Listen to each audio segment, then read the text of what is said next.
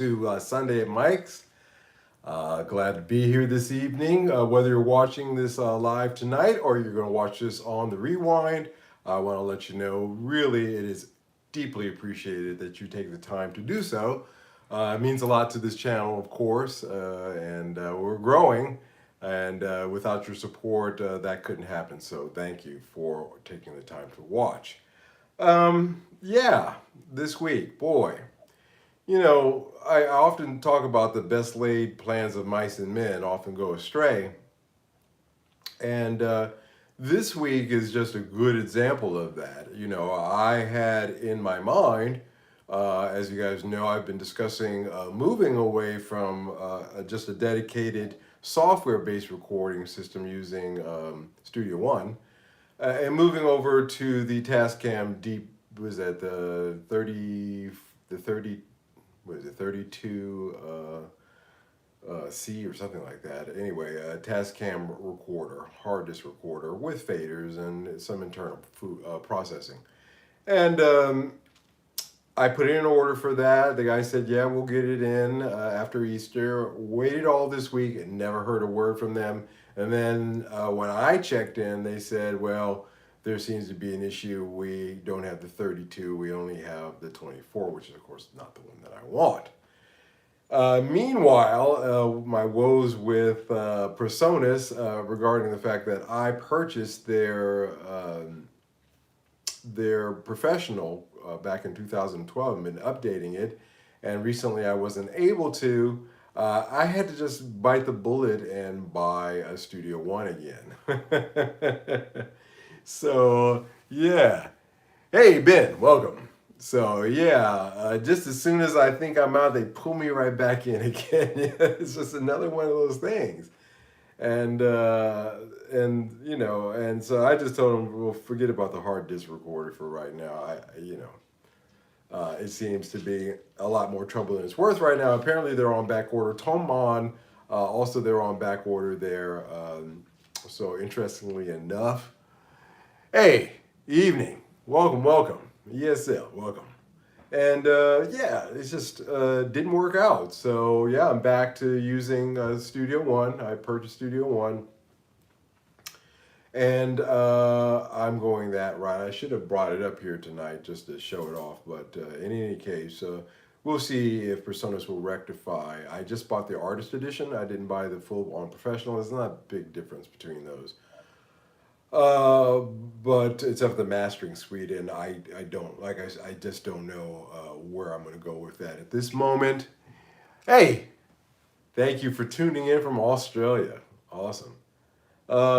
Yeah, I just am in that kind of a dilemma right now with that. So I just went ahead and got Studio One again, repurchased it, and we'll see where we go from there. But yeah, I can't seem to get that Tascam DP32 for the life of me. I'm keep looking for it, but that's okay. I rectified that by or to soften my woes by purchasing this guitar right here. This is the Epiphone 339 in natural, and quite a gorgeous little thing here. I like it. Weighing in at 7.2 pounds. Hey, James, welcome. Weighing at 7 pounds 11 ounces rather. It's quite a treat in terms of just sitting around and playing. Yeah, so to console myself not being able to pick up that Tascam, I went out and bought this. I had been interested in this 339. As you know, I buy all of my guitars now in Utrecht, which is a city about a half hour by express from Amsterdam. From Dirk Witt Music, from Barry down there. I've been dealing with him for 20 years now. And went down to his store, talk a little business with him, and I saw this.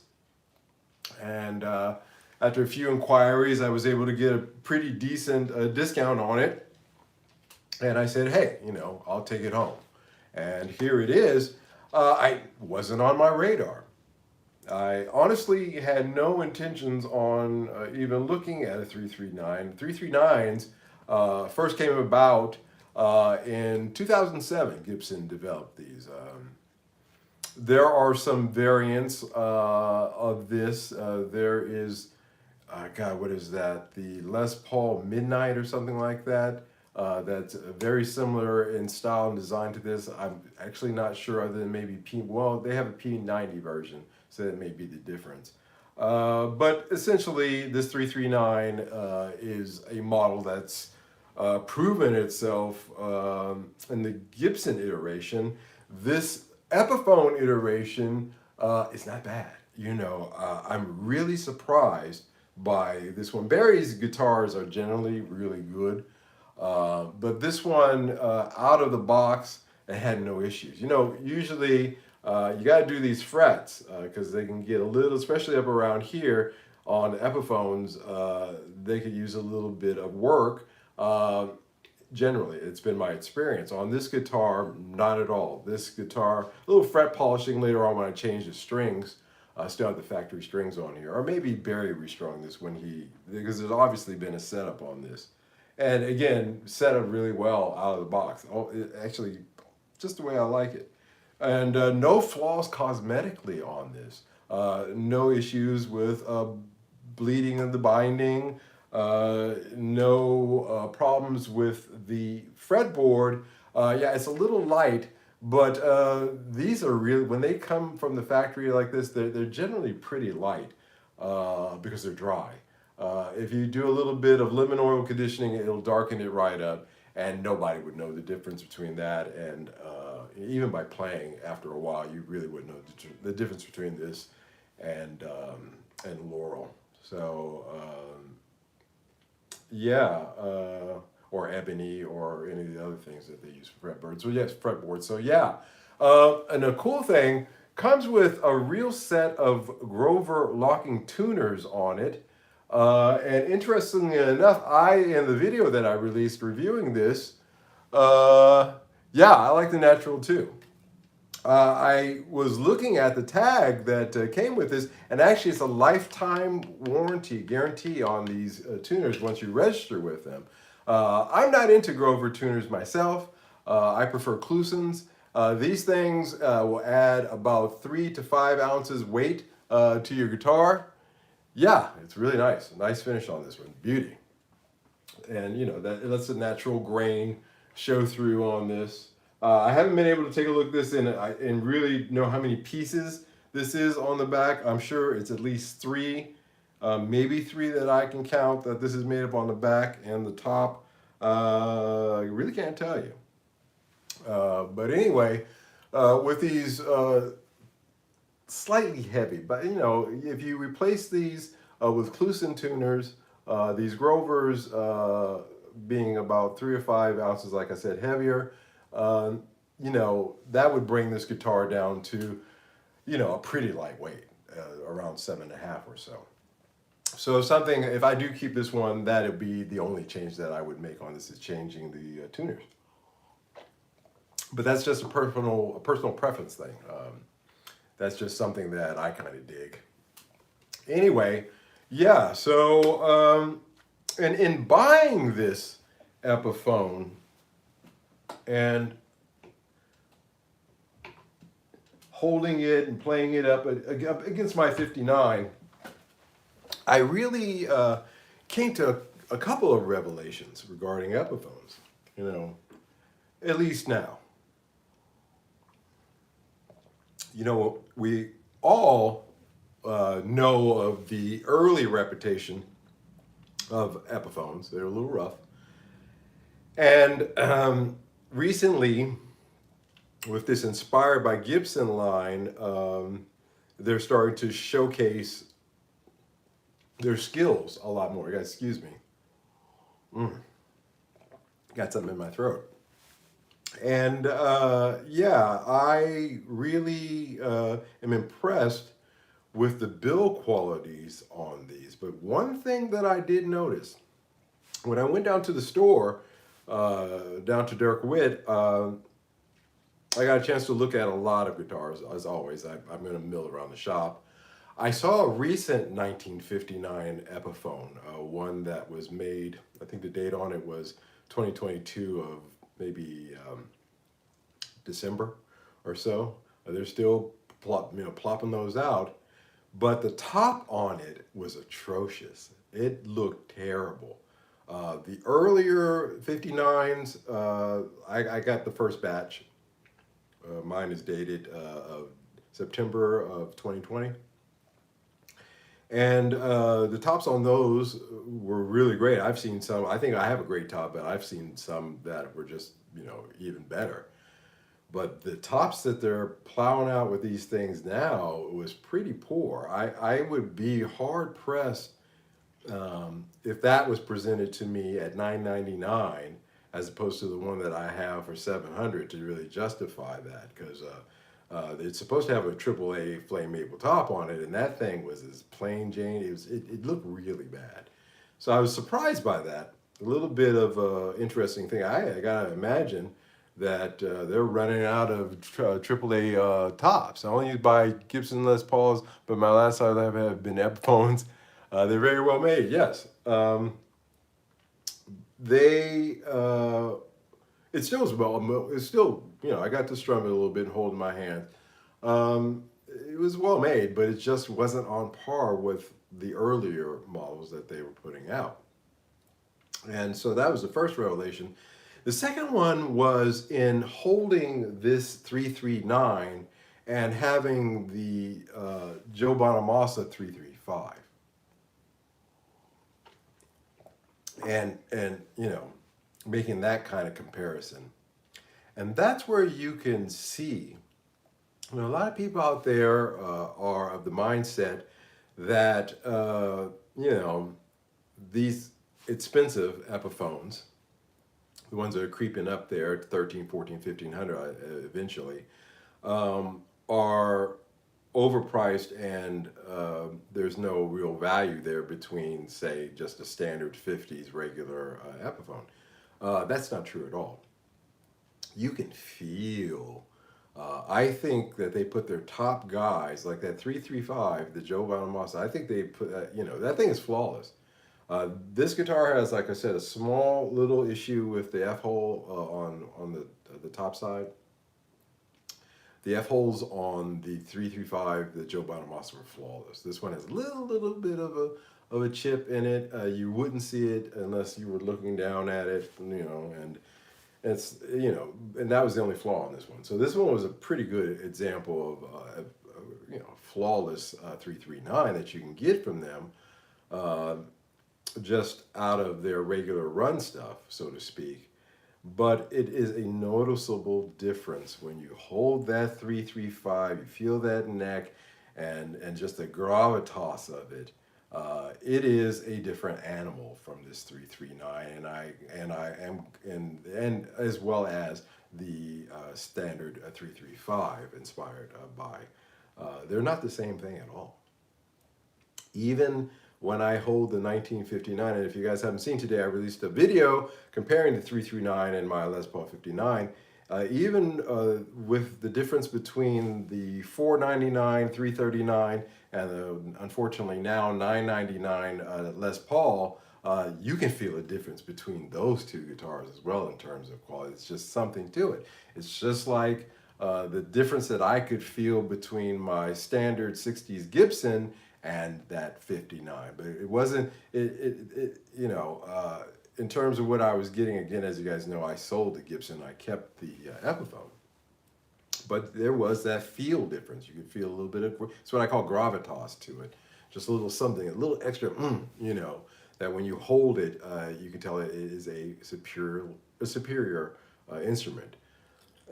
In the case of this 339, again, well made, but at $499, you can feel that difference between it and the 59. Certainly a big difference in feel with the 335, the Joe Bonamassa. They just put a little extra something in it when they make those high-end Gibsons. And it was the first time, I had a lot of guitars, as you guys know.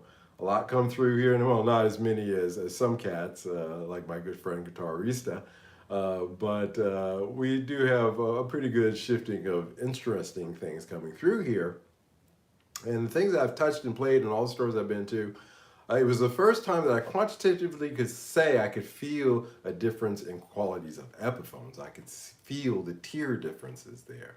And it is something that, as a professional, that, I noticed. It's not to say that, hey, Anthony, welcome. Good to see you, sir. Not to say that there's anything wrong, again, like the standard, I love this 339. It may be a keeper here, to be honest with you. I kind of dig it. Yeah, I can still feel a difference in build quality. Of course, the 335 is a 5-ply, and the 339 here and the 335 inspired by, those are 3-ply. So, there's a difference there, but yeah, you can feel it. And so there's a big discussion on the internets now and forums regarding Epiphones, and specifically the 1959, and the issue that a lot of people are talking about is the inspired by moniker. Some people say that, well, does that mean that it's supposed to be, R9? And it gets into this whole discussion about Gibson R9, a custom shop guitar, versus this inspired by 1959. And even in that discussion, and most people, of course, are not going to equate the two of those. They're not going to think that I'm going to get an R9 for this price. It's not like that. But a lot of people do acknowledge the fact that in terms of just overall feel, and things of that nature that really do matter, there's something there to those 59s, the 1959 kit, as they call it from Epiphone. That there is something sustainable. A lot of snobs, Gibson snobs, I'm seeing are admitting. I play that. Most of them say, "Oh, I'd never buy it." Half of them are that I'll never buy Chinese, or I would never buy that, I'd never buy an Epiphone.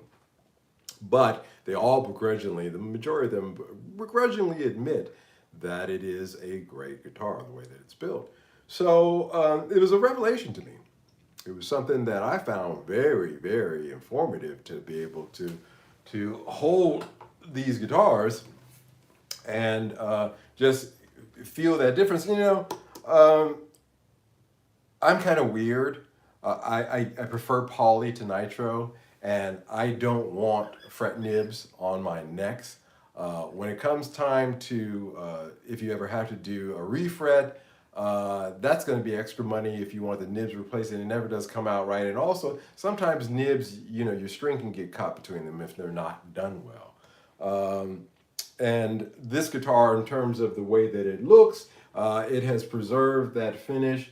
As long as I don't drop it or chip it or do anything stupid like that, which I generally don't do, it will hold up and it'll look like this for years to come, and it's a great look. I really like this this mahogany neck. It reminds me of a John Lennon's Casino. Very similar color combination there, which after I got home, I thought about it. I said, "Oh yeah, that's why I thought that was cool, because it reminded me of Johnny's Casino." Which they did have a casino actually there as well, in natural and with the same neck. Casinos, I don't know. I like casinos in terms of their design, but it's not a guitar that's real. The 339 wasn't on my radar. I'm glad it became on my radar, but Casino is way off. It's just, I played it, I strummed it. I still like this 335 better. Although the Casino is $300 or 300 euros more guitar. It's about 750 euros for that. Again, as opposed to $499 retail. But yeah, Epiphones, dig that. There is something there. So, they're going to get you between 85 to 95% there in terms of what would be considered to be the superior guitar, and for good reason, the Gibsons. It's going to get you there, 85 and 95% there in terms of, depending upon the guitar. In my opinion, the 1959 got me 95% there, and I can live with that. Some people can't. Some people care about the headstock, but we're not like that here. We here on this channel we care about tone, and so really, guys, what I'm trying to say is that you know the Epiphone high end line has something on it, and I think that they're worth it. As the price goes up, I wonder if they're going to hit that, that balance between, price and what market demands. Obviously, with the Adam Jones model, the market demand on that has been very strong. I talked to a guy down at Dirk Witt regarding the Adam Jones model because I'm trying to get one, actually. I'm interested in picking up the one that doesn't have any artwork on the back, which probably won't be released until the latter part of this year. But it's something that I'd like to take a look at because if the build quality on that custom is anything like I found on the Joe Bonamassa, then you wouldn't be doing bad by obtaining that particular model. The ones with the artwork on the back, the next one, it's got a girl with a wig that's like a beehive with a bee on, big eyes. It's an interesting concept, and some of the artwork actually is gorgeous. But I would just be more interested in that plain Jane one, which a lot of people are. So that may happen, but not for a couple of months. But again, it's because I realized, hey, welcome, Lauren. It's because I've had so much experience now with these Epiphones, the higher end ones. The 50s reissues and signatures are generally be a cut above. Yeah, Matt, I agree with that. And you can really get a good guitar for a lot less than what Gibson would charge you something equivalent, especially when you're talking about the 335, the Adam Jones model. I think those are two that punch above their weight. And so, something to think about, guys. I'm not a guitar snob. I could never afford to be one. The Epi Slash has a great tone for new acoustic like my November. Yeah, in Dixon, I got to strum a couple of the Epiphone acoustic guitars. Yeah, they're pretty sweet. They got a lot of great models, a lot of choices, and it's just interesting to me. The Slash models, the Epiphone Slash models, actually have been discounted $100. So if you've been thinking about everything else went up in value, but those went down. So if you've been looking to grab one of those new, it may be the time to take a look at it.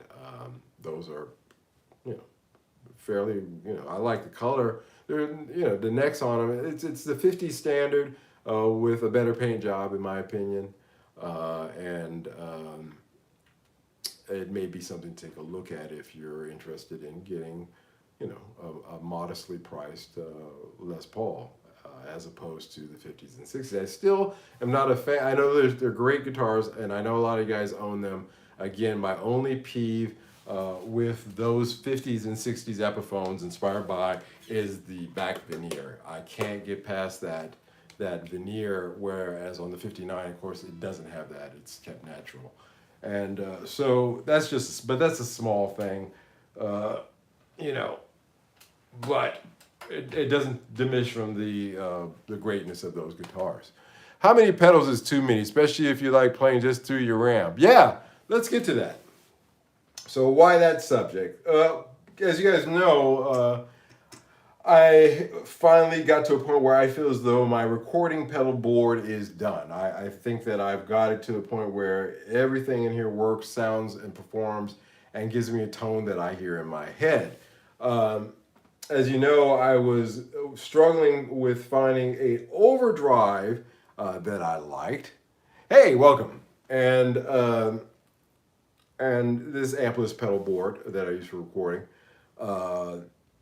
And I had the DoD crystal Looking Glass in mind, and I had the Wampler Sovereign in mind, those two pedals. I unfortunately had a chance to get the DoD, and it slipped through my fingers. I was a day late and $1 short.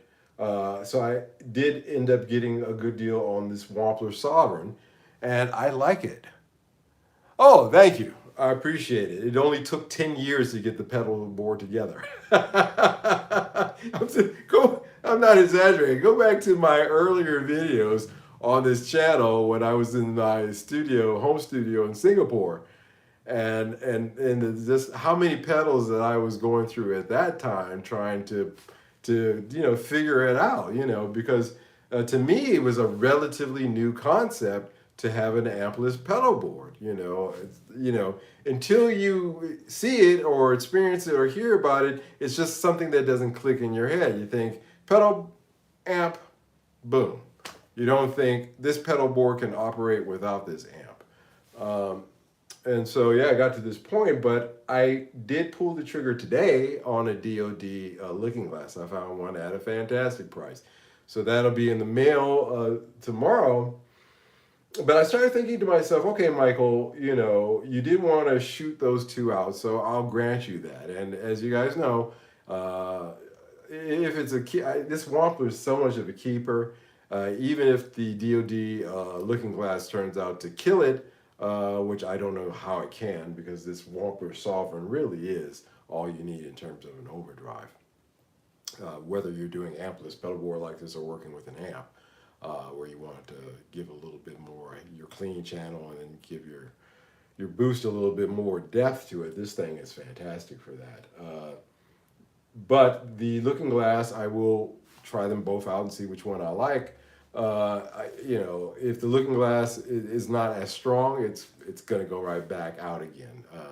It won't stick around.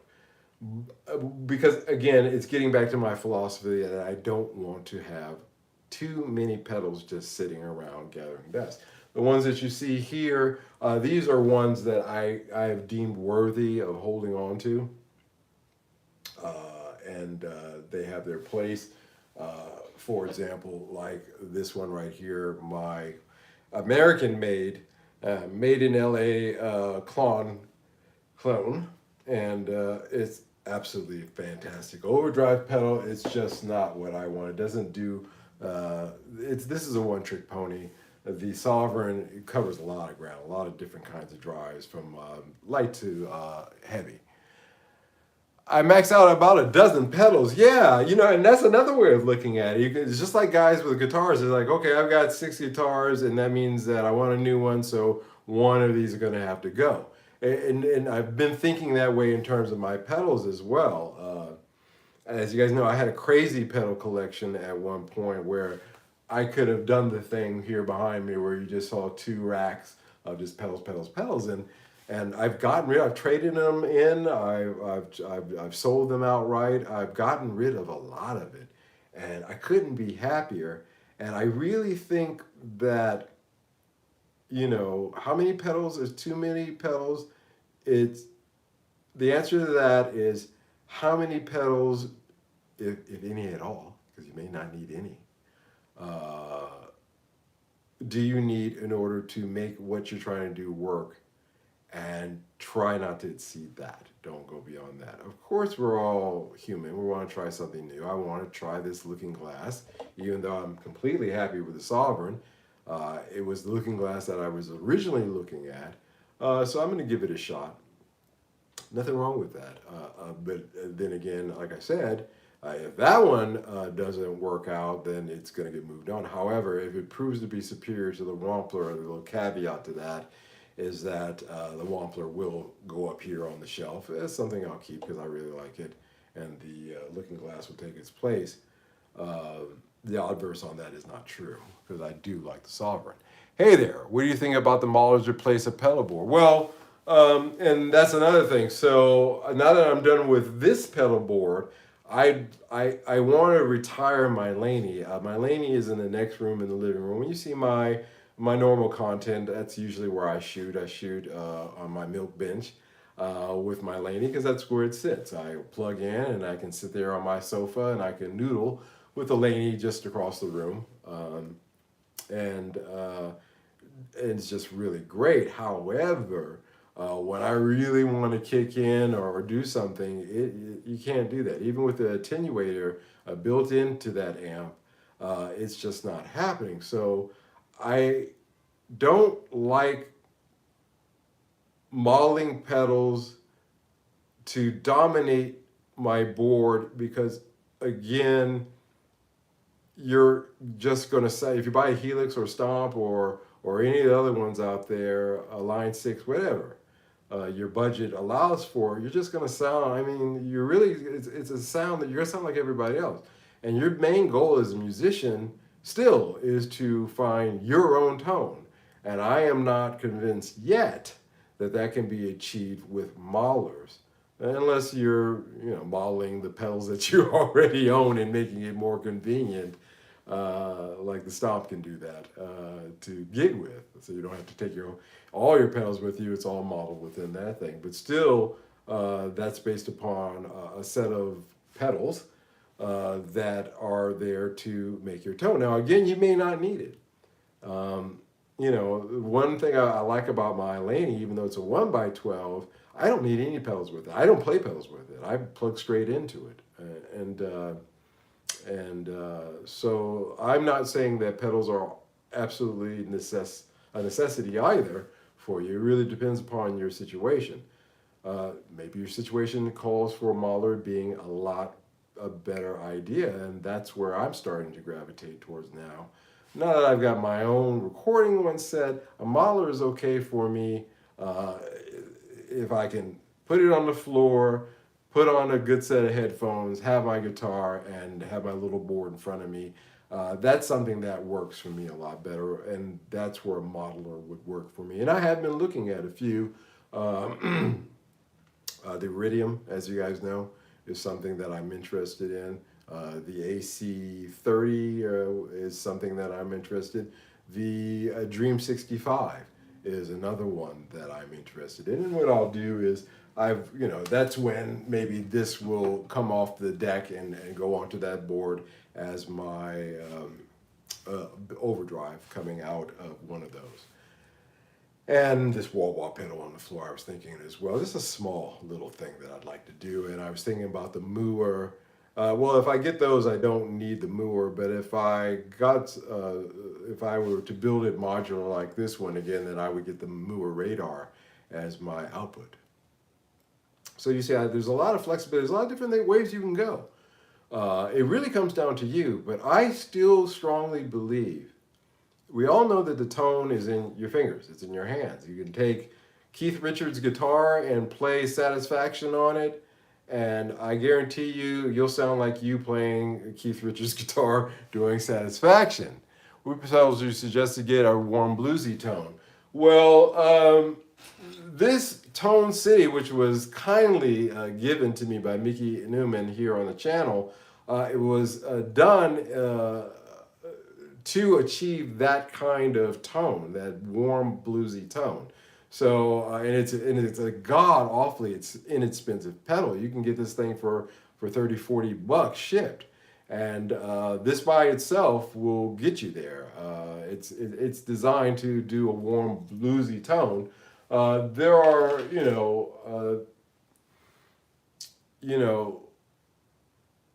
there are some circuits, it's either it's going off a TS-808 or, it's just these circuits really are just riffs off the one circuit or two circuits, either a Klon or a Rat or something like that. But there are cats like Tone City who will take something like that and they'll tweak it a little bit and turn it into something that, with the right amp, it depends upon your amp as well, but that will do it for you at a cheap price. But there's a lot of ways you can go with this, and it really depends upon what your needs are, what it is that you're looking for, what you want to do, what you're trying to achieve. But at the same time, always keep in mind that you're trying to get your own tone. Again, like I said, tone is in the fingers. Keith Richards' rig, you playing it, you're going to sound like you playing Keith Richards' rig.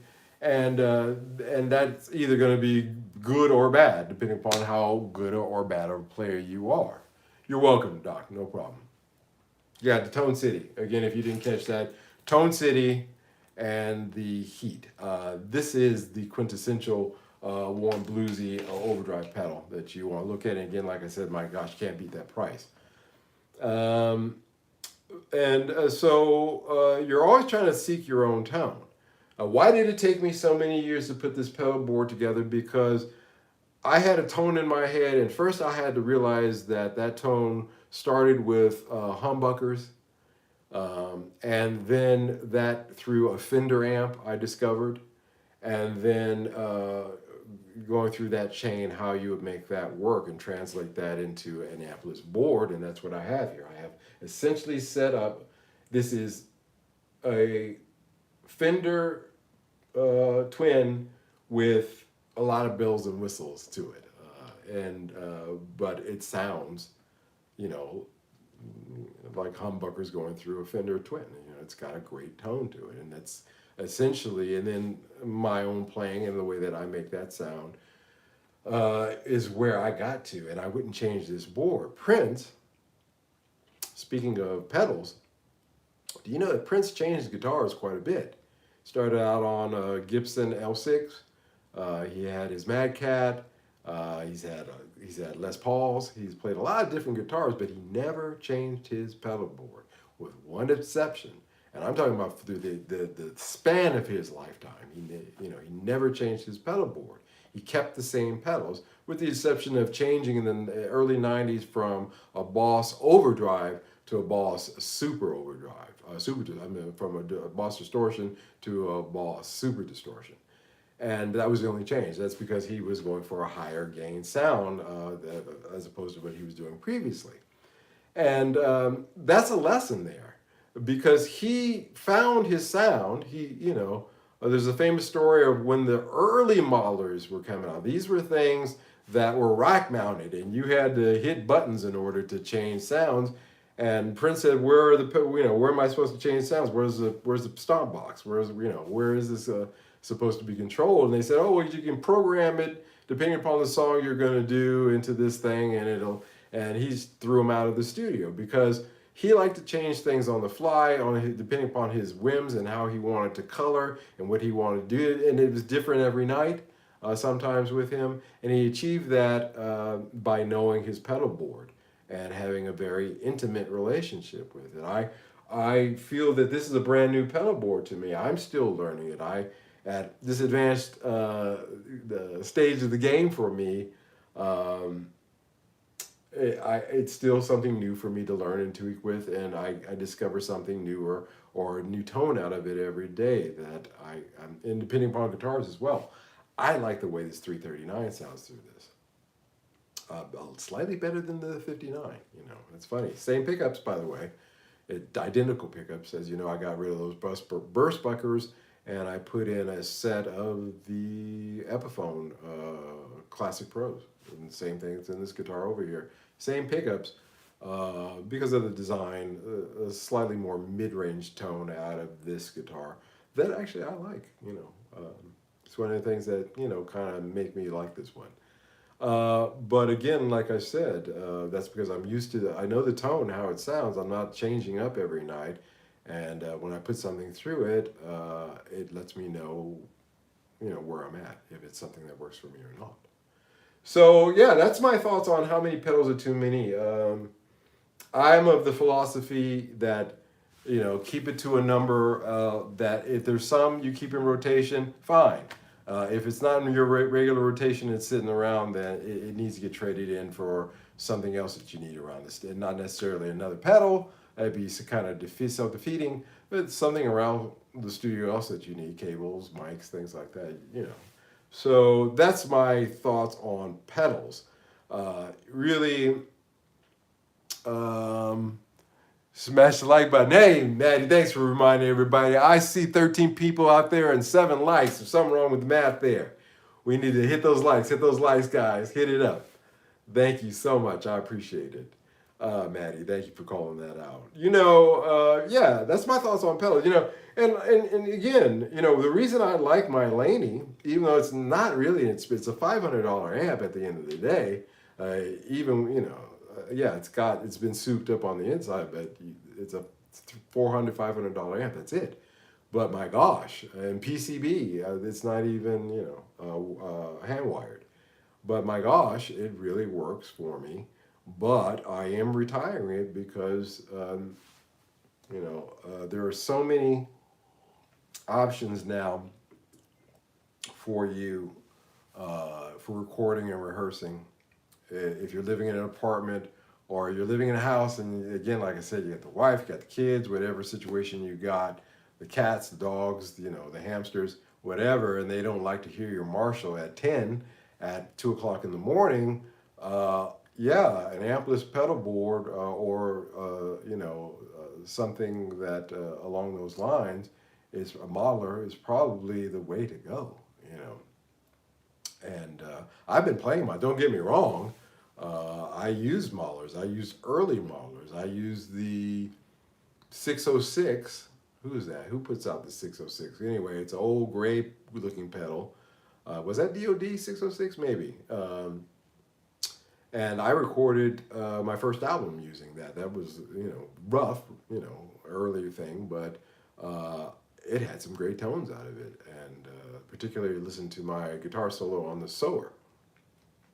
Beautiful tone. I'm kind of mad that I don't have that 606 anymore because it had a beautiful tone to it. So no, there's a lot I've been doing it for a long time, but I just, for my recording, like I said, I wanted something like this. For practicing and noodling around the house, I'm a little bit more lenient. I can't see myself spending, big modeler money. Even with something like the Stomp at $499, that would be at the high end of what I would do if I were to do something like that.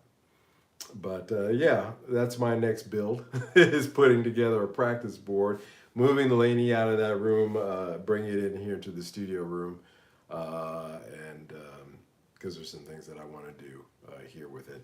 Still not done yet. I'm still not done recording with it yet. But still, I prefer an ampless pedal board for a lot of reasons. And in reamping things, it can be useful as well. So there's that. I started out tonight's live stream by talking about, the best laid plans of mice and men often go astray. And my laid plans of getting my Tascam recorder, like I said, I'm throwing money at them. Hey, I'll give you a deposit. Hey, I'll do this. Oh, no, we'll wait till it gets in. So, okay, that's a kind of a fate thing.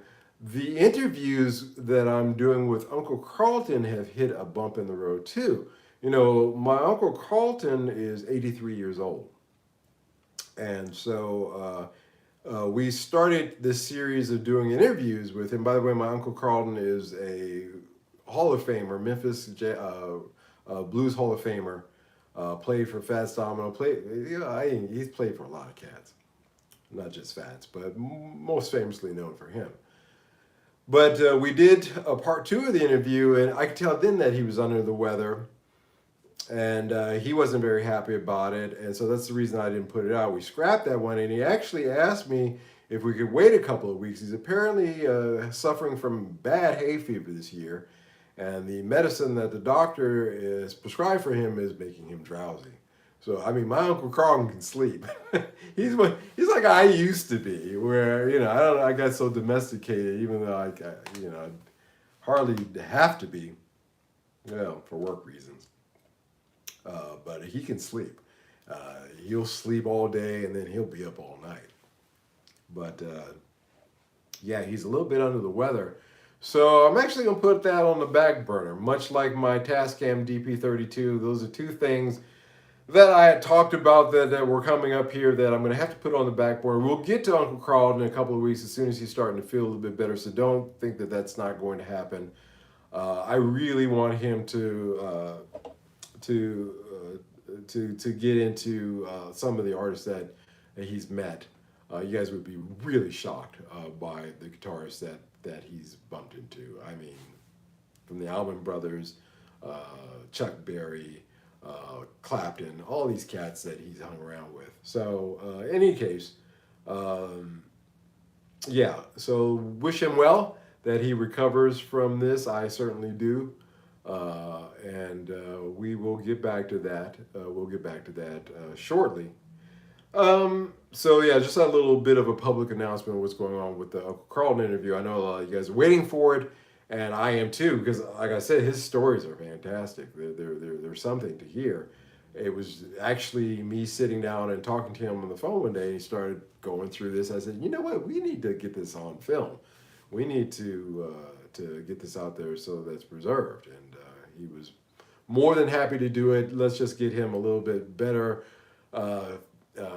health-wise so that he can wrap this up and get this done so that you guys can enjoy it. Yeah, guys, a lot of interesting things I'm noting this week.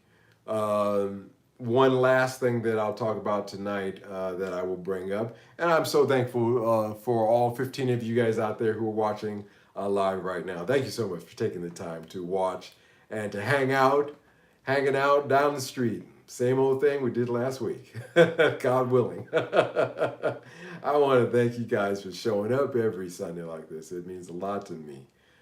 And I can sit here and tell you about the interesting things that come about.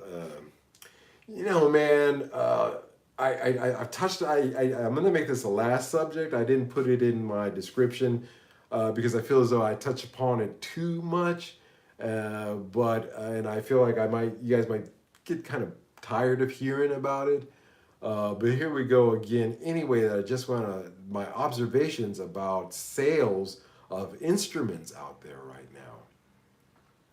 The market is slow. You got guys, the guys who are doing steep discounts, and I'm talking about Facebook Marketplace, Gear Page Marketplace, Reverb, you go down the list, Amazon, whatever, eBay, whatever you're on.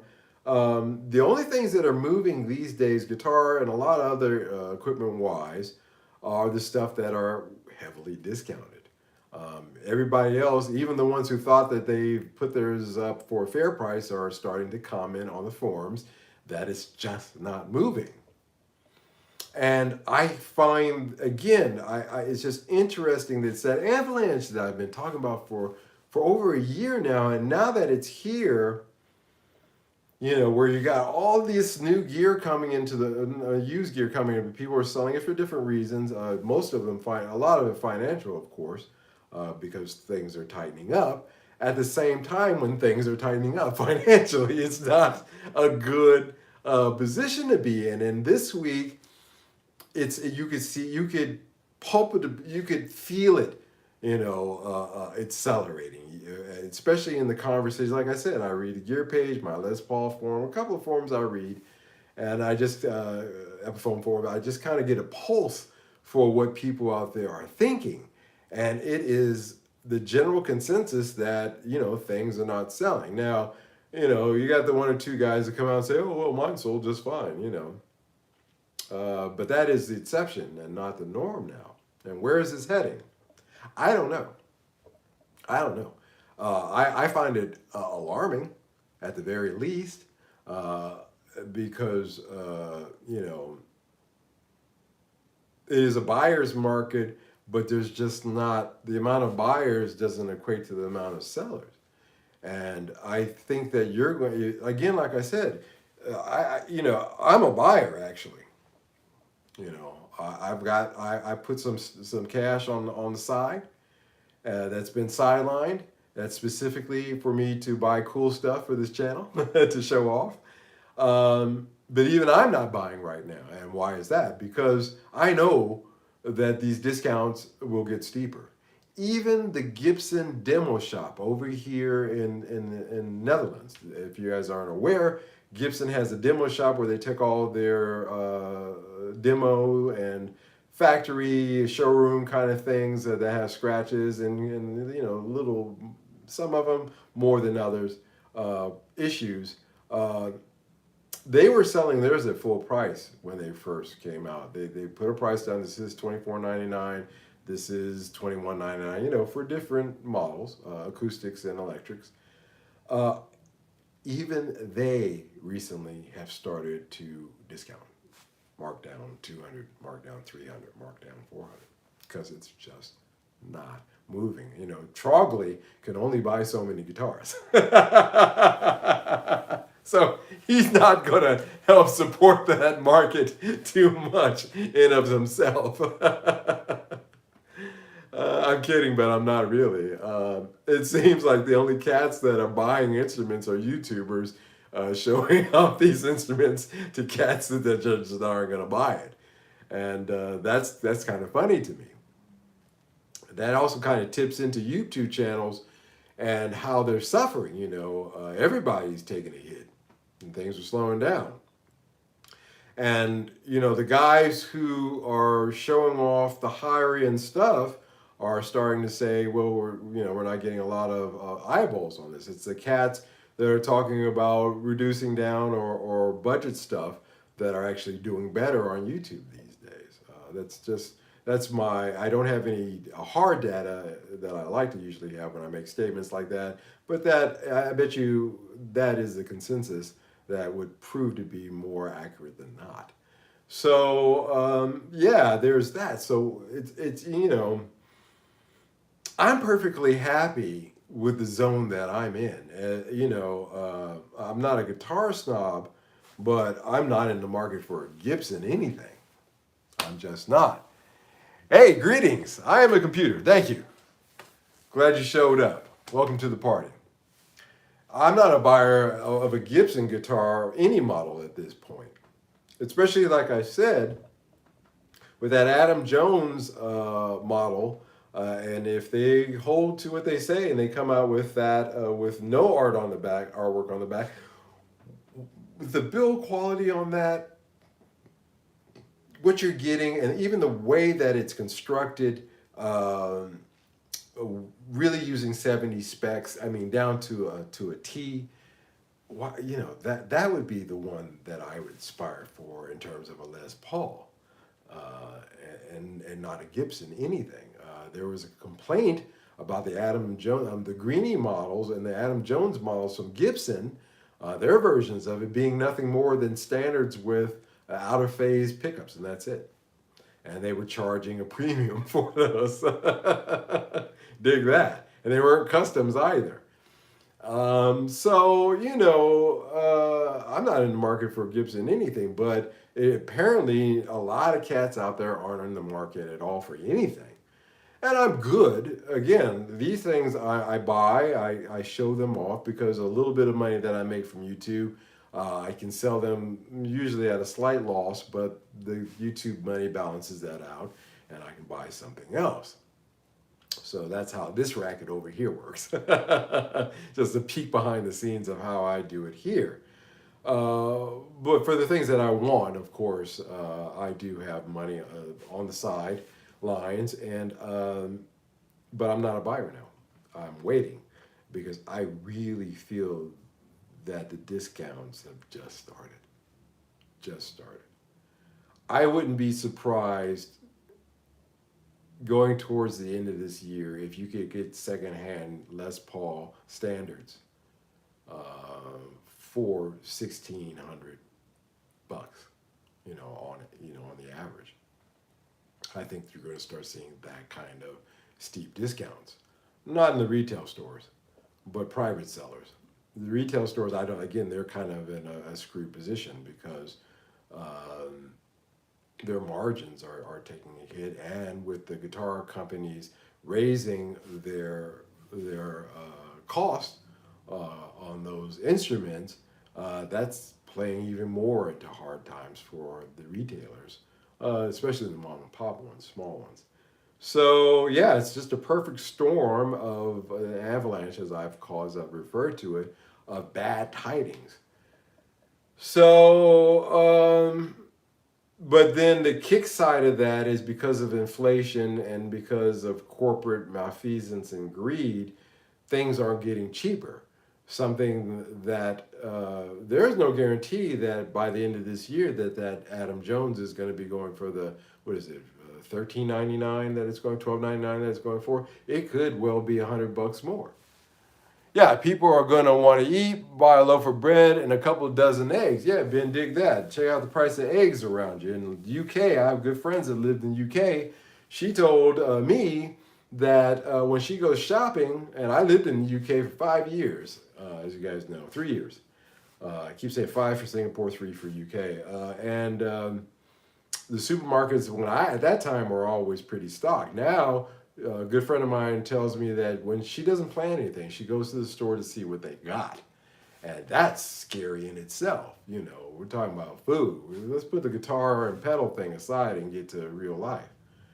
And that's called shortages. There's a lot of reasons behind that, but it's a supply thing.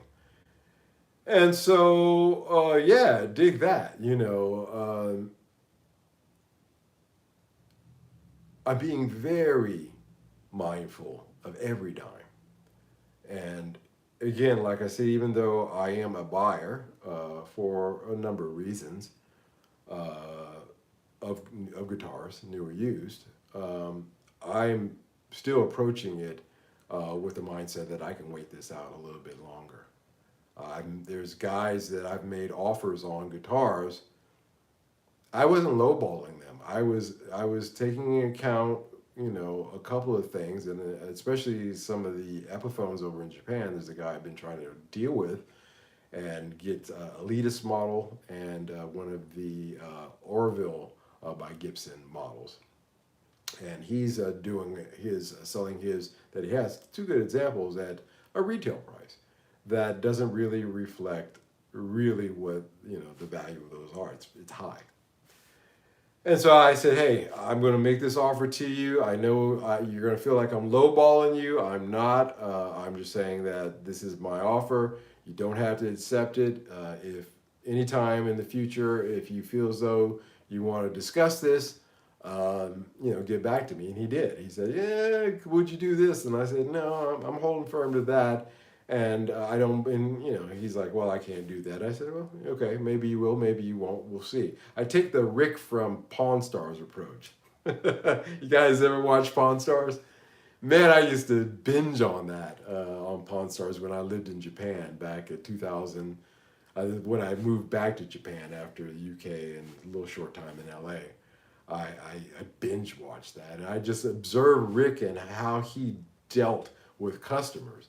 And how he said, well, you know what? Okay, that's my price. I'm here if you want. You know, what does he say? I'm here. You know, the offer still stands. Come see me. And I kind of do that as well. And I know that some of these guys that I'm putting feelers out, I'm pretty confident that they will be getting back to me.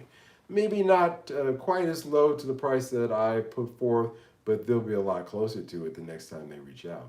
And that's just the reality of it. I'm not being ghoulish about it or trying to take advantage of anybody. You got to eat, and so I'm going to respect that. But the reality is that we are going to see the bottom fall out of the guitar market. You know, we saw it back in 2008. How long ago was that? That was a long time ago. So yeah, it's about due. It's overdue. And when that bottom falls, there's going to be deals to be had. I just really wonder how many people are going to be out there in the mood to buy. How about the Epiphone Adam Jones signature guitar? You will love it. It plays wonderful. Oh, that's great. Hey, that's great, James. Yeah, man, dig the build on that. How do you feel about that? You know, just feeling that thing. I haven't touched one yet. But thinking about the work that they did again on my Joe Bonamassa 335, if it's anything like that, wowzer, you know, it's something that I'm interested in. Whether I keep it or not is another thing, but I am interested. Probably will, because, you know, that's the next step in terms of a Les Paul I'm looking for. I've got my Les Paul standard set. I'm happy with that 59. I'm not buying Gibson anything. I'm not a big fan of the inspired by customs.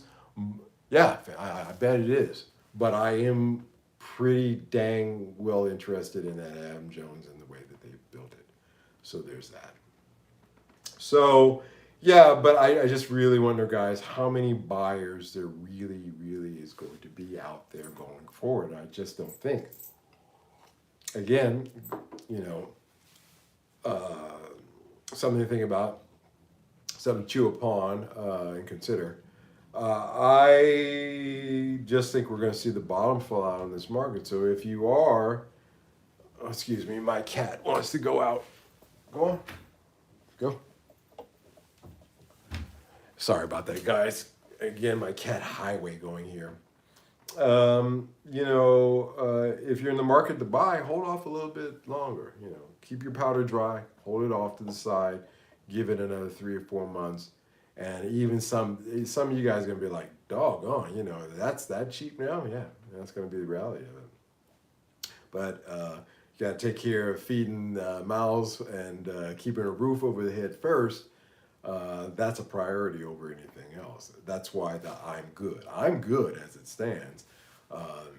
I don't need these things really for myself. The Les Paul 59, to be honest with you, it covers all the bridges, all the bases, and everything that I need. Tonal wise, if that was the only guitar that I had going forward, I'd be more than happy with it. I'm good. This pedal board right here is done. I'm happy with it. I'm good. I'm going to try the Looking Glass, like I said, but that's just because I had that in mind anyway. But I'm basically good, and I'm sure you guys are as well. At least I hope you are. All right. That is it for this evening. I have to admit to you guys, I wasn't well this week.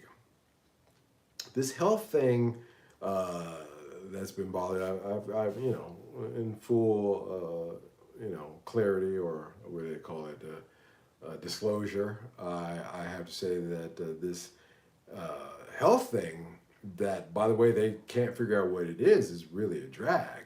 There's some days where, like for example, I shot the video for this week. Hey, take care. You have a good one. And I just wasn't well enough later on in the afternoon, the day that I shot it, to edit it. I had to wait until this afternoon, before I felt well enough to do that. And it's kind of a drag. But that I went in tonight was saying that, none of this stuff matters unless you have your health. And so take care of your health. I didn't do drugs. I don't drink, as you guys know. I didn't shoot out my knees like my brother did. My brother is getting knee surgery this Thursday, so that's why I mentioned that. My knees are perfectly fine. Thank you. But there is this mysterious thing that's going through me the last couple of years, and it just always, every time I go through it, I'm always thankful for this. To be able to come here, thank you guys, and to get this kind of support and this kind of showing this kind of love.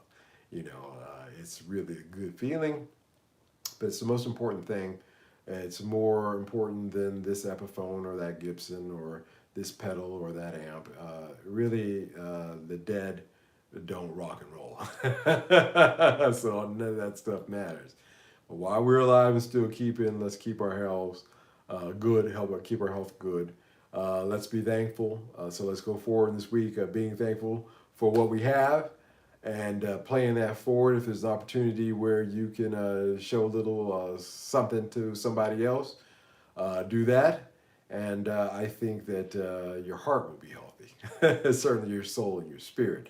So go forward with that thought this week, guys. Thank you so much for taking the time to watch this Sunday at Mike's episode. I want to thank you so much for tuning in. Don't forget to hit that like button, guys. If you haven't subscribed to this channel, please do. We're growing all the time, and I really do appreciate you hitting that subscription button and the bell notification so you know when new stuff is coming up like this. All right, that is it for this evening. You guys take care, and thank you so much for all of you guys for showing up. I will see you next weekend. You take care. Yeah, spread that positivity. You guys take care. Bye-bye.